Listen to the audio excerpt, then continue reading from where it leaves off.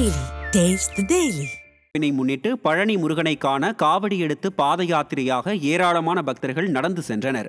முருகனின் அறுபடை வீடுகளில் ஒன்றான 3ஆம் படை வீடான பழனி முருகனை காண பல்வேறு மாவட்டங்களில் இருந்து பாத யாத்திரையாக ஆயிரக்கணக்கான பக்தர்கள் தங்களது குடும்பத்துடன் பால் காவடி, புஷ்ப காவடி, பன்னீர் காவடி உள்ளிட்ட காவடிகளுடன் முருகனின் வேல் ஆகியவற்றை எடுத்துக்கொண்டு பாத யாத்திரை சென்றனர்.